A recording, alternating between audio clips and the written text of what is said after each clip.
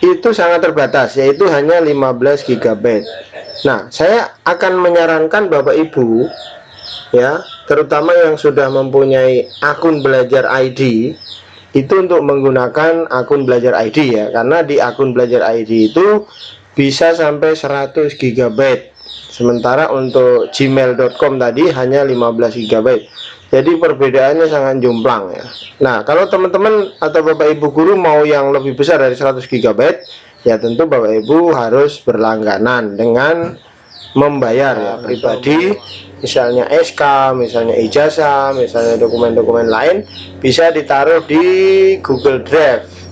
Tujuannya apa Bapak Ibu? Supaya Bapak Ibu tidak perlu membawa-bawa berkas kemana-mana. Jadi kalau misalnya Bapak Ibu sekarang posisi ada di Bandung ya, kemudian tidak bawa berkas, kemudian Bapak Ibu pergi ke katakanlah Sumatera. Nah, begitu diminta berkas Bapak Ibu tidak usah cari-cari, tinggal buka Google Drive, lalu Bapak Ibu download, di print, sudah dapat berkasnya. Jadi seperti itu ya.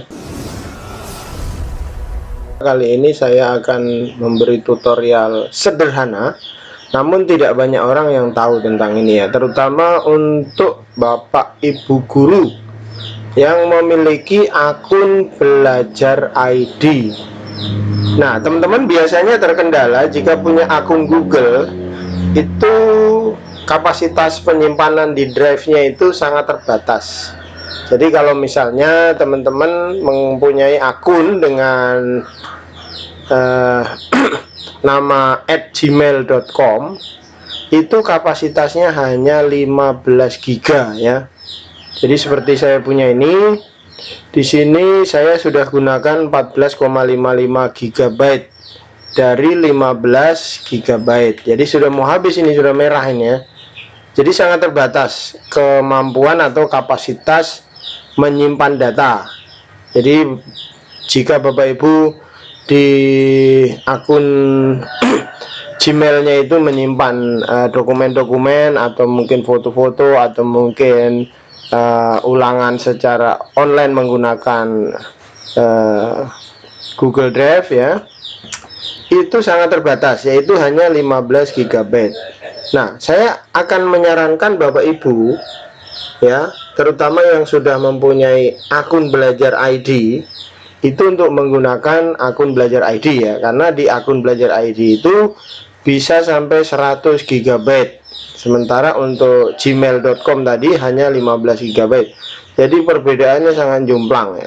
Nah, kalau teman-teman atau Bapak Ibu guru mau yang lebih besar dari 100 GB, ya tentu Bapak Ibu harus berlangganan dengan membayar ya, atau menyewa tempat penyimpanan data di drive-nya itu ya.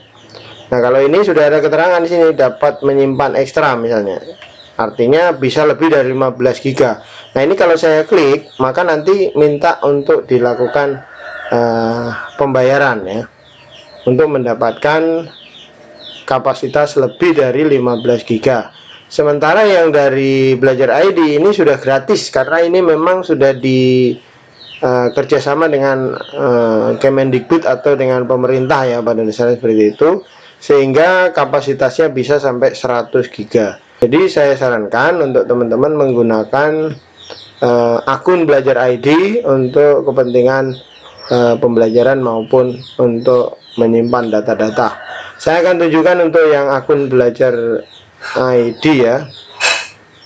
Ini yang gmail.com, yang satu @guru.sma, bisa SD, bisa SMP, bisa SMK gitu ya, tergantung Bapak Ibu posisinya ada di satuan pendidikan di tingkat apa. Kalau ini saya kebetulan SMA, jadi @guru.sma.belajar.id, itu kapasitasnya 100 GB. Saya akan tunjukkan untuk yang kapasitasnya 100 ya. Jadi ini 100 ya, teman-teman bisa dilihat sini ya.